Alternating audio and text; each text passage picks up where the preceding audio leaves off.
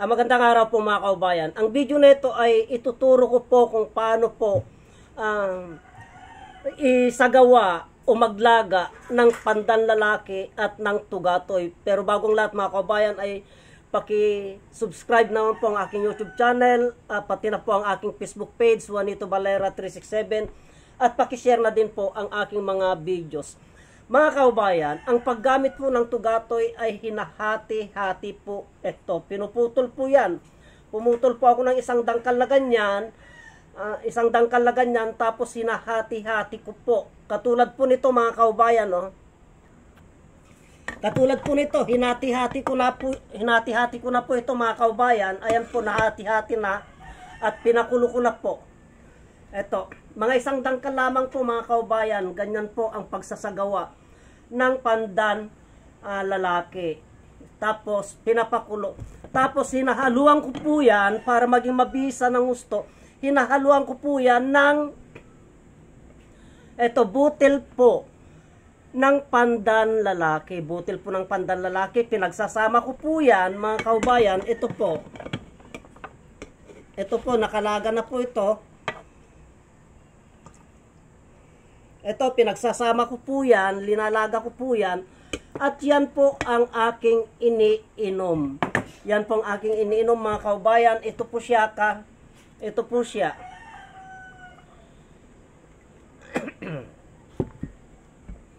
Yan po ang aking iniinom kahapon pa po.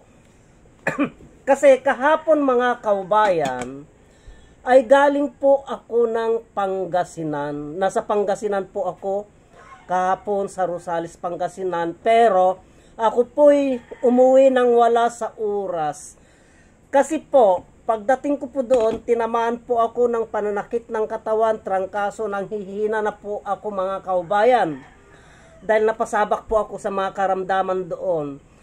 Kaya pag uwi ko dito, pagdating ko kagabi, ay hindi po ako uminom ng gamot. Ang ininom ko lamang po, kagabi pa ako uminom nito, itong tugatoy yan, pumutol po ako ng ganyang kahaba, hinati-hati ko po yan, at sinamahan ko po ng bunga ng pandan lalaki, yan po, at yun po ang ininom ko hanggang ngayon. Wala na po yung karamdaman ko mga kaubayan, wala na yung pananakit ng aking katawan, wala na akong nararamdaman. Kaya itong araw din na ito, itong oras din na ito, pagkatapos ko pong mag-live, ay babalik ako ulit sa Pangasinan kasi napakarami pong nag-antay sa akin doon mga kaubayan. Kaya lang talagang umuwi po ako kahapon. Kasi po, hindi na po kaya ng katawan ko, kaya pagdating ko dito, bagsak na po yung katawan ko. At ang ginawa ko po, kumuha po ako ng tugatoy dahil pampalakas po ito, pampactive. Kumuha po ako ng tugatoy at pandan lalaki. Yan lamang po ang iniinom ko hanggang ngayon mga kaubayan.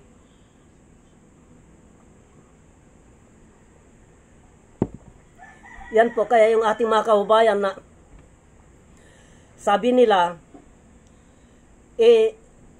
kung nakakalason daw, hindi po mga kaubayan, hindi po nakakalason yan dahil subok ko na po yan sa aking sarili, sa aking katawan. Marami na pong gumagamit niyan. Kaya lang, hindi ko po ibinibideo sa akin na lamang po. Kasi hindi ko naman pong ugaling mag-video ng mga ibang tao. Kaya pag nakikita nyo po, wala po kayong makita na ibinibideo ko yung ibang tao. Tulad ng mga nagko-comment sa atin nating mga kaubayan, bakit daw hindi ko binibideo para may katibayan? Hindi na po kailangan i-video ko yun mga kaubayan para maniwala lamang po. Ang maniwala ay maniwala. Yung hindi naniwala, kayo na pong bahala. Wala po akong pakialam doon. Basta ito po ay ibinabahagi ko ng libre. Itong halamang gamot na ito mga kaubayan, para malaman po ng ating mga kaubayan ang kahalagaan ng halamang gamot. At sa mga nagko-comment po sa akin, sa mga nagko-comment po, hindi ko daw po pinapakita yung dahon ng pandan ay yung dahon nitong tugatoy. At pandan lalaki, napakaliwanag naman po sa aking mga videos na iisa po yan ang pinagkunan. Pandan na wild po ito.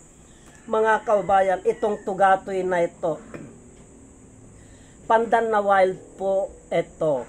At yung mga nagsasabi naman po, mga kababayan, na bakit daw maliit yung pinalabas kong, bakit daw maliit yung ugat na ipinakita ko noon, at yung sa ating kababayan na isa ding vlogger na taga Sambales din, iba daw po yung tugatoy na pinalabas nila. Wala po akong pakialam doon, mga kababayan. Bahala sila kung ano yung tinatawag nilang tugatoy. Basta't ito, tawag ng matatanda nung araw pa, nung unang panahon pa, tugatoy. At wala din po akong pakialam sa mga ginugoogle ninyong tugatoy. Ito po ang alam naming tugatoy, mga kababayan. Kaya hanggang dito na lamang po ang videos na ito. At marami pong salamat.